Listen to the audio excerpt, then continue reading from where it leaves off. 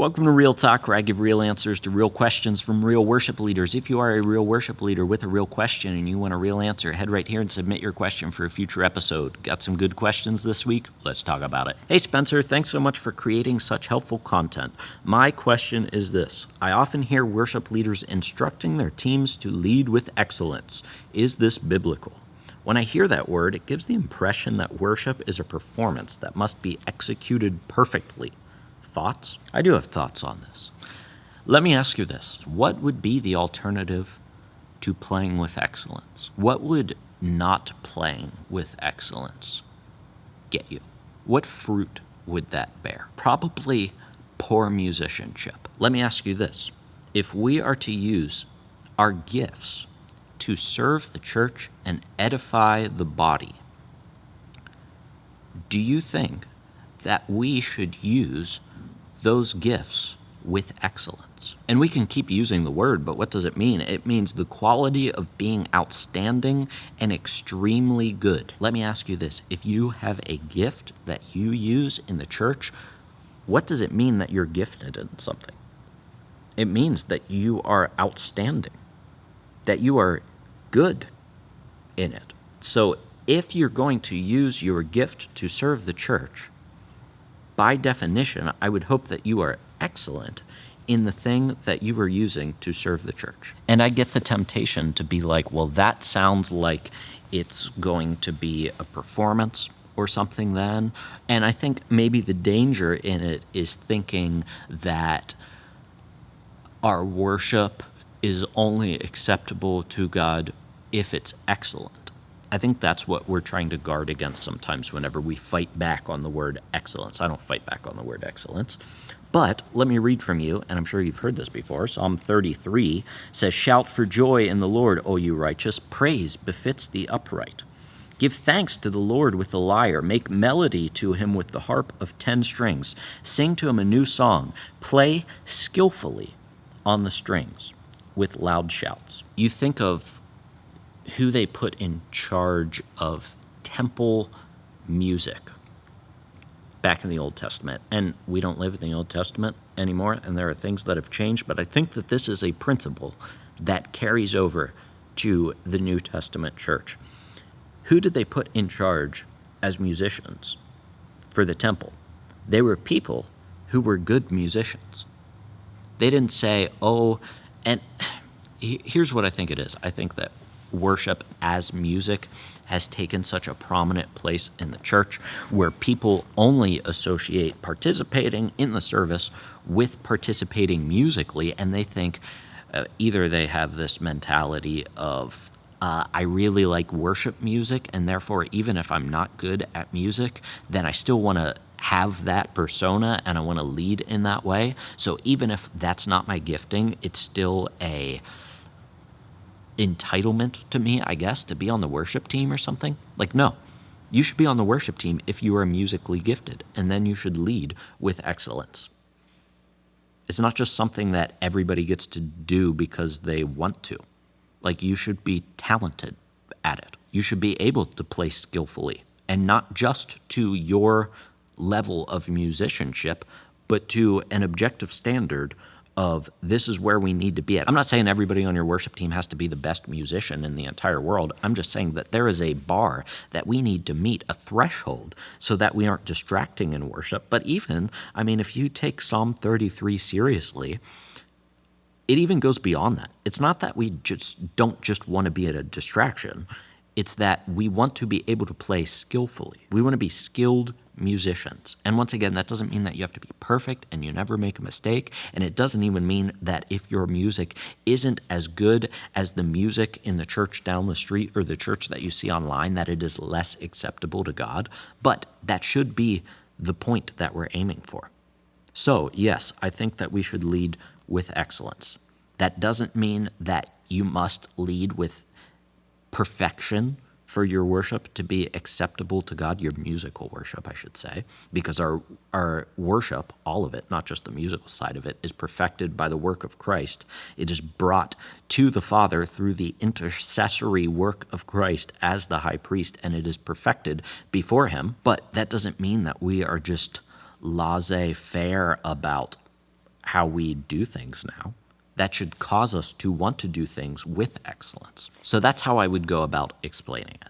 Like, our excellence in worship doesn't make our worship better than other worship that's not excellence, then that's not excellent. But if we don't strive for excellence, I'm not sure what we're doing. We're just being sloppy and saying it doesn't really matter. I think it matters how we play our instrument, how we sing, what our music sounds like. I don't think it is inconsequential. So don't be afraid to lead with excellence. It's not performative. It is a right response to a holy God who sent his Son to die for us to pay for the sins of the world. I lead worship at a small church. We don't have a band, therefore instrumentals from YouTube are used. Sometimes this limits the flow.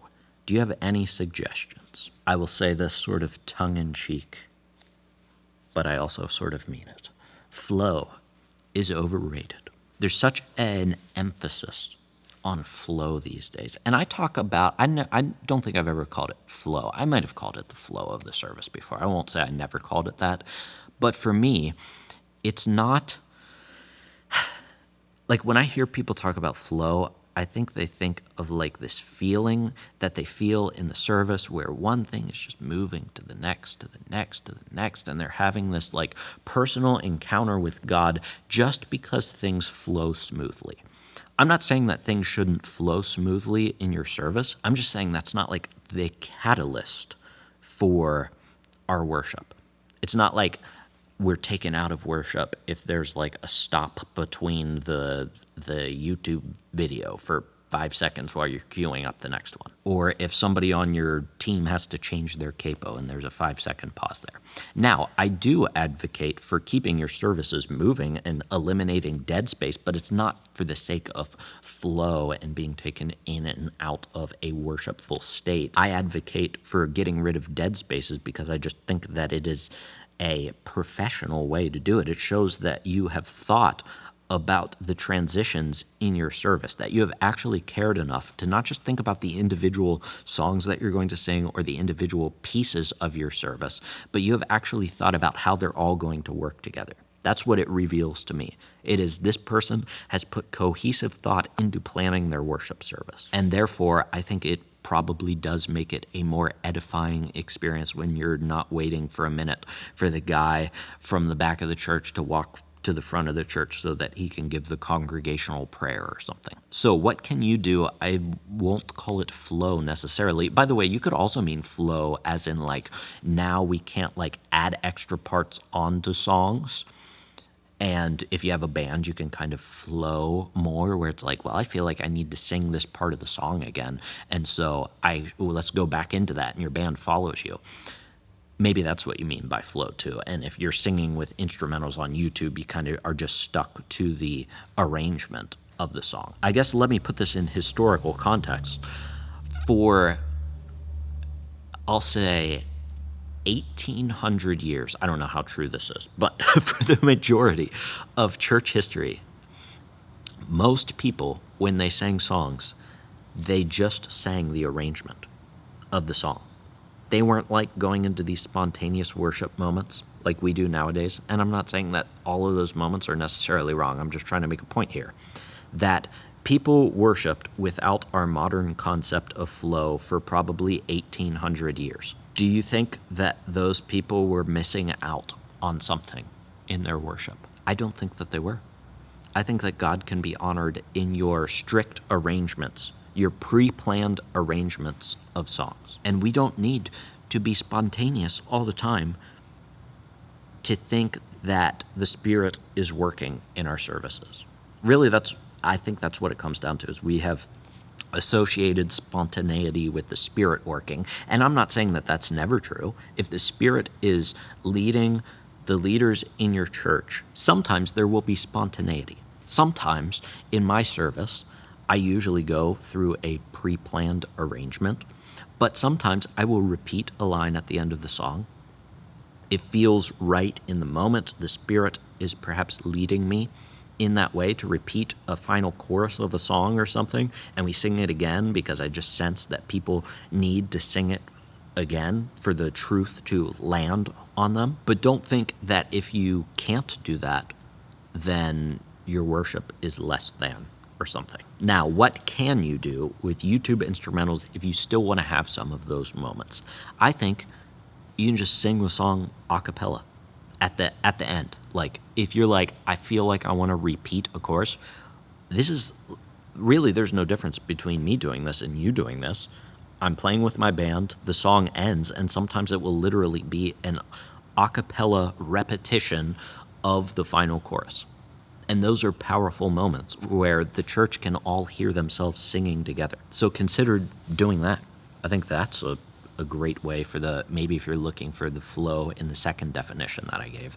And then the first definition, just eliminating dead space. Just think, how can I cue these instrumentals up faster? I'm not sure what your setup is, how you're doing it, but think, what is the quickest way that I can do this? I'm not sure how you're doing it. Do you just have like tabs open? Do you have like, can you use multi-track recordings instead? And then you could even arrange the song how you want it. I know that's a little more complicated than what you're doing right now, but you're looking for a solution to your problem. So check out Tracks. This might be a good way to use Tracks because you can get basically all the different parts of the song and then arrange the song how you want it to be. That could be another option. I know that's more complicated, but like I said, you're looking for solutions. That's a potential solution. Brainstorm. How can I get from one piece of the service to the next as quickly as possible, eliminating the dead air, where it's not like, I'm thinking of the worst case scenario, where it's like your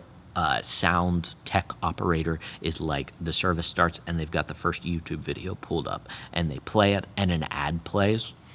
Like, maybe get YouTube Premium if you're going to do it this way. And then you wait for the ad to be over and then the song starts and then it stops and another ad plays.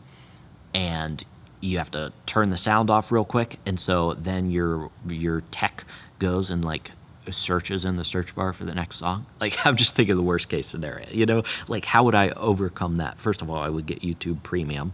You probably technically aren't allowed to play like YouTube videos in your service anyways, by the way, but that's a different conversation. You know, think through these logistical things, and I think if you just think through that, you will eliminate a lot of the dead air in your service. Now, if you need help finding worship team members, the best way you can do it is to actually have a plan to get people onto your worship team. And that plan starts with having a worship team application form and guidelines that you can hand new worship team members. And that's why I put together the worship team toolkit. I'll link it down in the description below. In that toolkit, you'll find everything that you need to start getting people onto your worship team. I give you the application form that you can send people to vet them before they join the worship team, get some standard information. And I also give you my code of conduct so that you have expectations that you can hold your new worship team members to. So check that out down in the description below. Other than that, till I see you in the next video, keep leading worship well.